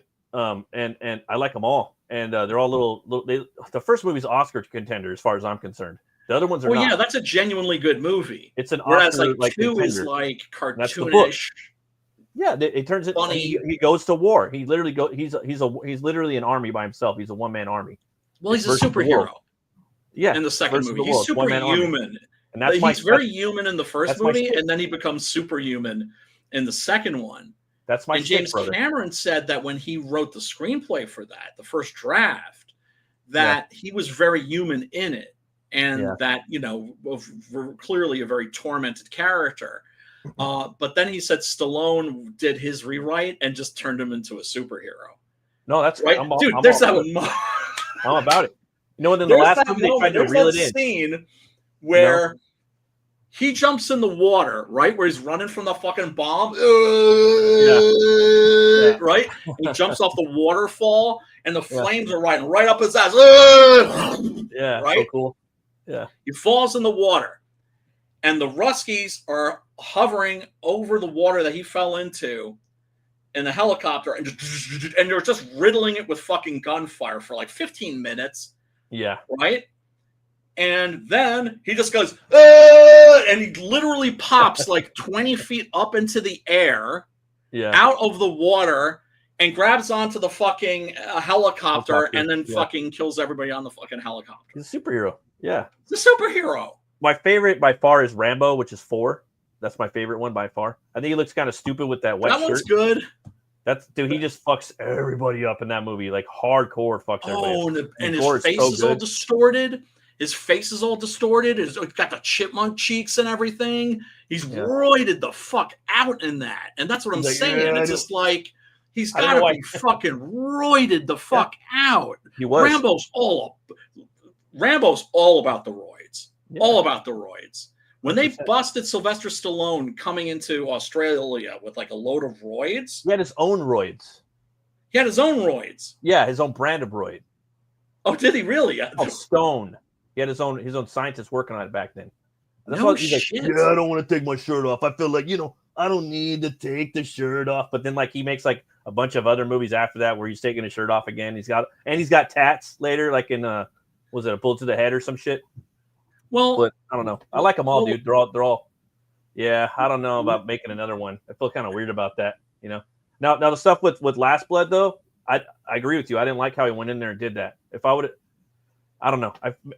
Maybe they wanted to add like a lot of like weight to it. Maybe there was they dressed him up as a cowboy. No, I love that. Oh, I love that. Without the mullet?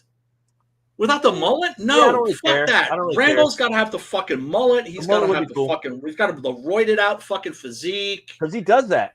And dude, they cut a lot out. They cut a lot out of that movie. There's a scene where he's on a horse with the duster and then rain. You know what I mean? And he's catching the cattle. He's bucking, dude. He's wrangling up horses and shit. That's his job, But they cut it out of the movie, and I was like, fuck yeah, dude. We're getting a Western Rambo. You know what I mean?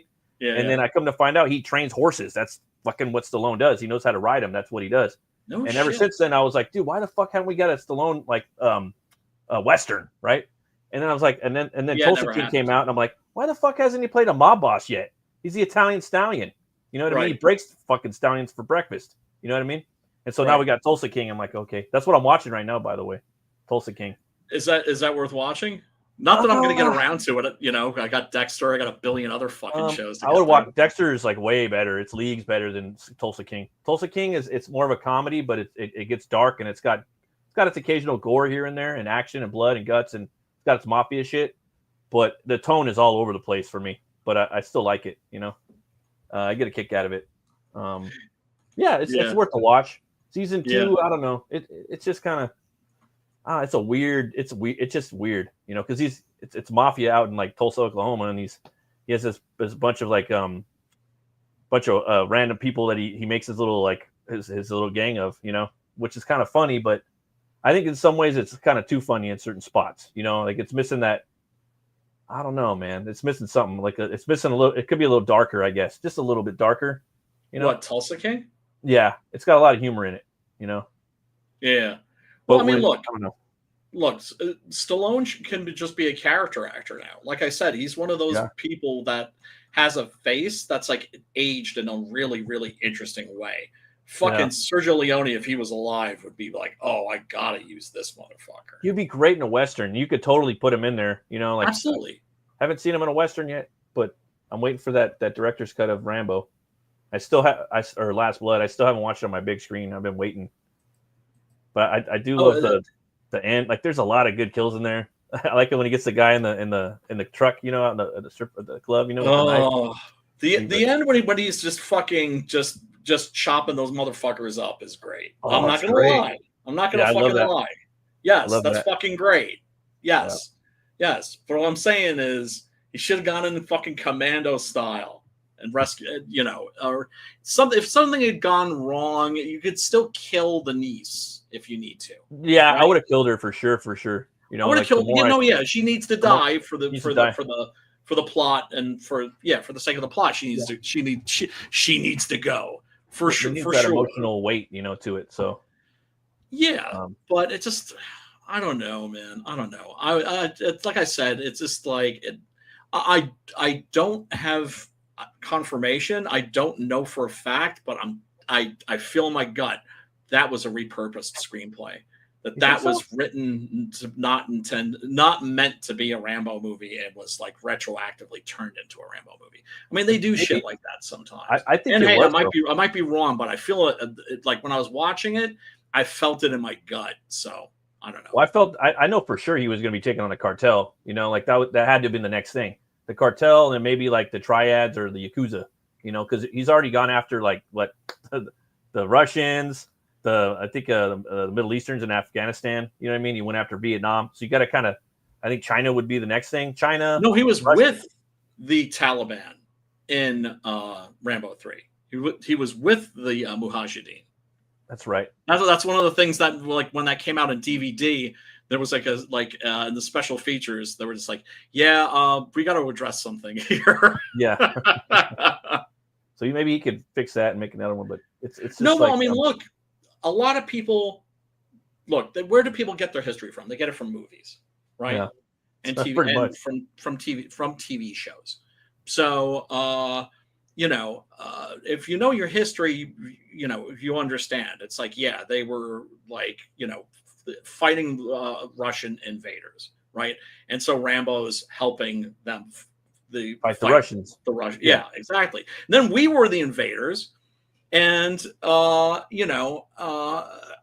remember when we invaded Afghanistan, thinking it's like, man, whoever made this decision, like, really, really, really is a stupid motherfucker that was sleeping during history class or has no curiosity at all, because it's just like, okay, it's like the Russians couldn't take it. Fucking Alexander the Great couldn't take it, right? Like, you look at the British couldn't take it. Or, I'm sorry, you could take it. You're just not holding on to it. Yeah. Right. And I was just thinking, like, oh my God, it's like we're going up against the hardest motherfuckers in the world. It's like Switzerland, dude. Like, no one's taking Switzerland either, Yes. But they got all the money up there because you can't fuck with them. It's too high up in those mountains, dude. No one can fuck with them. Seriously, that's that's fucking crazy.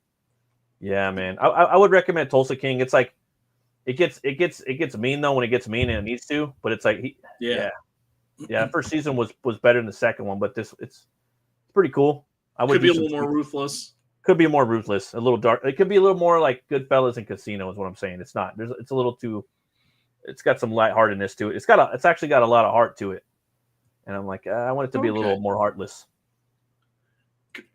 Yeah, well, I mean, if you're watching like a gangster movie, you kind of, well, at least I know, I certainly want to see some unpleasantries unfolding. Yeah, you'll see some in there. There is some for sure, Yeah. He's like just hanging out with a lot of stoners all the time, though. You know what I mean? They're cracking jokes. Like he's growing, like he's head of the weed business out there, the weed farms, So it's just really? Like, yeah. Because they sent him there because they don't want to fuck with them and they don't want to deal with them because he killed some made man and he just got out of prison for doing it. He was in there for like 17 years or some shit. So like, just send him to fucking Tulsa, Oklahoma, Oh, just to get him just to get him out of New York, dude. And in season 2, he has to deal with like Frank Grillo. I forgot how to pronounce that. Frank Grillo, yeah. Yeah, he's part of like Kansas City or some shit. And he's like, hey, you're on my fucking turf, man. And Stallone's like, you've been out here, your fucking daddy's been out here for 40 years. You never fucked with Tulsa. It's mine. You ain't taking Tulsa. Like they're having like little sit downs and shit. Yeah. But it's fun. I'm definitely going to be watching every season. That's going to happen for sure. Oh, man. From the makers of Yellowstone, I think Taylor Sheridan or whatever. That's another fucking show that I haven't watched. So it's okay. Like, it's not great. I don't know. To me, it's like, it's okay. It's not like everyone. I actually like Longmire a little more, to be honest. And Longmire is probably a little cheesier too, but I just I like it more. Nothing wrong with a little cheese. Yeah. Cheese is highly underrated. And then Longmire, he's kind of more of a good guy too. He's a detective in Wyoming, and then Yellowstone's in Montana or some shit. And that's like a cowboy crime family. So Walt Longmire would take them on. He would go there and try to put him in jail. Realistically, he wouldn't go over there because it's another state, they fucking murk him off.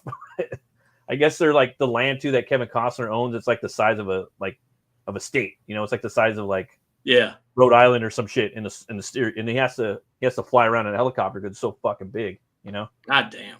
Yeah, and then they have like the prequel shows where his grandpa is played by Harrison Ford, and then his great grandpa is played by like what's that country singer? Forgot his name. Fuck. And Faith Dwight Hill is Yoakam? great. Not Dwight Yoakam, but like one of those guys. He's know one of the big, you know, and then the one that's married to Faith Hill, and she's his great grandma, and then Helen Mirren is his grandma. Oh, like in the prequel series. Yeah, from my understanding, yeah. And I started watching the one with Sam Elliott. Sam Elliott, he's manly. He's great in there. And like that first like 10 minutes of that was pretty brutal with the Sam Elliott. He's just like wakes up and, well, I don't want to spoil it. I do recommend that one. That was pretty good. The one, you know, because I kind of wanted to start it from the beginning, you know, like, okay, I'll follow this family's journey, you know. Let me see. It is about 20 minutes after 2. I am gonna call it a stream. Forgot to tell you, man. I got a. My kid brought home a kitten, bro. You what? My kid brought home a kitten. She wants to keep it. Kitten? Yeah, I'm like, no. A little muffin? I like the little orange ones, you know. A little orange like, muffin, a little pumpkin muffin. Yeah, and I'm like, you could like, I'm letting him babysit it for like 3 days for the weekend, you know. But it's like, they fucking stink, you know. They claw everything up. They fucking get all unheated. Oh man, they're maniacs. You know. Kittens are like weights. That's why I like whenever I get a new cat, it's like I don't want a kitten. They're too action packed. But it's only for 4 months. Then they're like, yes. Well, they're still gonna get zoomies and everything, but so you got a kitty? You're gonna name him Colonel Pumpkin Muffin? It's probably gonna be Buttercup, I think. Buttercup. I told him, I said, why don't you name him Sabretooth? It's way better. Well, you know what works best is like Simon came with that name, so that's just what I call him. It's what he responds to. Yeah. But what you want to do is you want to just hang out and just wait for the name, right? Because the name will become obvious. Wait to see what you call them. For everything, you have to wait for names. I've noticed that, even for books and things like that. You know, like I'm gonna wait on that. You know, right. I do the same thing too. Now I let it just come to me because I could kind of think of names that don't exist and research shit, and like, you know. But 100%, brother, I agree with that for the most part.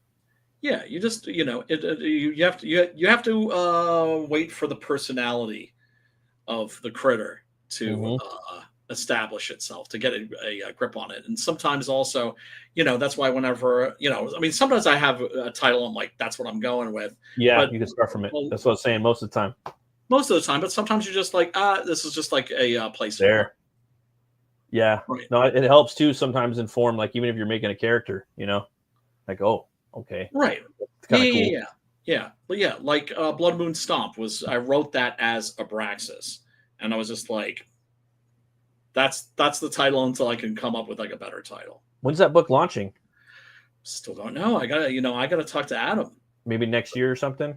Well, you know, we'll see. I mean, look, times right now for comics are a little rough, but they're hopefully getting better. They are a little bit. And you know, Yellow Flash's book is doing all right.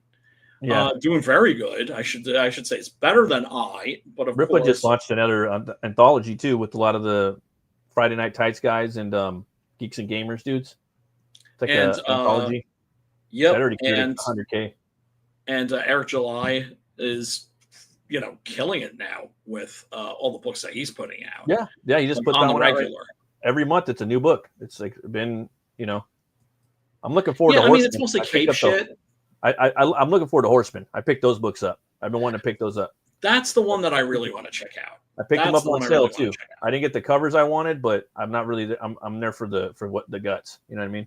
And as far as like a vigilante, like written by Chuck Dixon and Joe Bennett, I'll check it out. You know, you cannot go wrong with Chuck Dixon. There's a lot of people are like crying about it. You know, that's the whole thing. And look at the 3D assets and the inking. It's like, yeah, a lot of comics all comics have their problems, you know. But I mean, I'm not gonna be going in there like with a microscope and shit. I'm just gonna see if it right. It scratches that vigilante itch that like Punisher would, You know, like there's no Punisher comics right now, dude.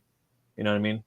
Well, yeah. I mean, that character has been erased. And I'm Has about, been- I'm like about to check out on Absolute Batman. It's starting to kind of, I don't know. I hate it when like Yeah. they bring in another artist and he's just not, because the main artist is off, and you have to do that. But you have to do it right, you know. And like Jim Zub's doing it great with Conan. Like Oh my God. he has 2 fucking Slayers, like one Slayer for 4 issues, another Slayer for 4 issues. We'll get it, you know what I mean? And then he just keeps that balance, and then he keeps the arcs per Slayer, you know. So he could have 4 issues and it's his own arc, you know. He's not switching them back and forth. That's how you do it, you know. So they're not really doing that though. He'll do like 5 issues with the main guy, then another guy will come in and do 1. Then the main guy will do another one, then the other guy will come in and do 2. It's just all fucked up, you know. So Right. yeah. Yeah, I But mean, Hush is pretty good though. I mean, it's okay. The new Hush by Jim Lee oh, is and it? Jeff Loeb. Oh, Batman I mean, Hush. shit. I mean, those two. You know, I mean, that's a fucking killer team right there. Yeah, and they're doing 6 issues this year, and then they're going to do 6 issues next year. But Battle Beast was really good. I just read that. Did a review of that. Probably talk about that tomorrow night. I'm going to be doing a stream tomorrow too if you're down at midnight. Oh so. hell yeah, dude! I was just about to ask if you were streaming tomorrow. Yeah, I have it all ready to go. So excellent. I'll try to be there in a semi timely manner. Well, do your thing, bro. All right, you can make it. That'd be cool. All right, it's good talking to you, my brother. Yeah. And oh yeah, and the thing that you're working on that you sent me, yeah, sweet. It looks really good. I remember I like it a lot. If it's not something that's like coming back to you, then we probably don't need it in there. I'm like, yeah, you're right. But then I started going through the motions. And I was like, yeah, we need this here. You know. Yes. Yeah. Don't worry about it. I'll take care of it. Yeah, I remember you had some dialogue that you were spouting out with the said character, but I went back and read the script and I'm like, dude, that dialogue's not there anymore. Like, or at least he never even. I must have heard him delivering it on a live stream one time because he never put it in the script. Really? So I was like, yeah. Oh. Yeah. Or maybe, right. Like or maybe I sent you a different draft. I don't know. It might have been. Maybe. But I know you have some fun with it regardless, you know. For sure. Dude. He's hitting the dude with a cane too in the chest with the top of it, like pop, and like walking through him, you know. Like, yeah. No, dude, and like lifting him, like kind of like, you know, check this fucker out, you know what I mean, to everybody. So no, seriously, dude, it looks great. That's the thing. And also I like it because it's like we're embracing the whole collaborative nature of the medium. You know what I mean? Oh yeah, definitely. Fucking ball back and forth. This is exactly the kind of thing I'm talking about. It's and part of what to makes comics fun. You know? Oh hell yeah! I just wanted to make sense. I don't want there to be any fat or any fluff either, though. You know, I'm trying to make it like lean and mean at the same time. You know. Right. No, I get you. Anyway, everybody, thank you so much for tuning in.